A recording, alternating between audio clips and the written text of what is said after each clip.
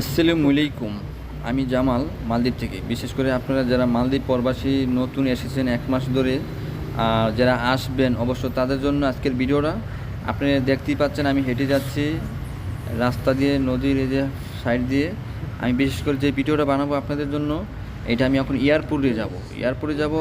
Only মাত্র 10 টাকার, মানে এই যে লঞ্চ দিয়ে 10 টাকা দিয়ে পার হওয়া যায়। তো এই সর্বোচ্চ কবুতর পার্কের থেকে সাইড দিয়ে, নদীর সাইড দিয়ে আপনার হাইটে 5 মিনিট হাঁটলেই লাস্টে এয়ারপোর্ট যাওয়ার লঞ্চ পাইবেন।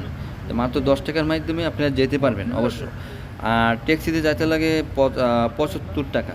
75 টাকা লাগে, আন্দার টাকাটা বেশি লাগতেছে না? তা যার কারণে আপনাদের জন্য কম টাকার মধ্যে এয়ারপোর্টও যাওয়ার জন্য আপনাদের জন্য আমার এই ভিডিওটা। সবাই আমার ভিডিওটা ফলো থাকবেন, অবশ্যই শেয়ার করবেন, কমেন্ট করে দিবেন, লাইক দিয়ে পাশাপাশি থাকবেন। সবাই বিশেষ আপনাদেরকে রিকোয়েস্ট রইল। আমি দেখেন অলরেডি লঞ্চে উঠে গেছি।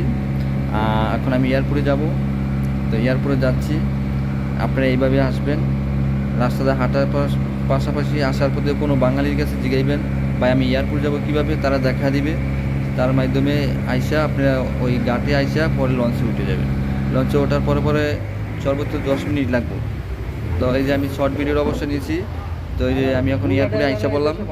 এয়ারপোর্টে আসার পরে যখন আমি এয়ারপোর্টে এখন নামবো, নামার পরে অবশ্যই দেখবেন কত লোকজন আসতেছে যাইতেছে।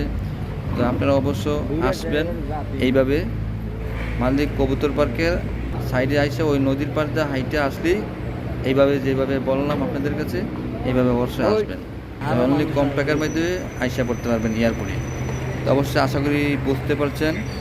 আর ভিডিওটা অবশ্যই শেয়ার করে দিবেন, কমেন্ট করে লাইক দিয়ে পাশাপাশি থাকবেন। আপনাদের সবাইকে অসংখ্য ধন্যবাদ। মালদ্বীপ ইউটিউব চ্যানেল পক্ষের থেকে, মালদ্বীপ ফেসবুক পেজ পক্ষের থেকে অবশ্য আপনাদেরকে অসংখ্য ধন্যবাদ। ভালো থাকবেন আর সবাই আমার ভিডিও শেয়ার করে দিবেন। সবাইকে অসংখ্য ধন্যবাদ। খোদা হাফেজ। পরবর্তী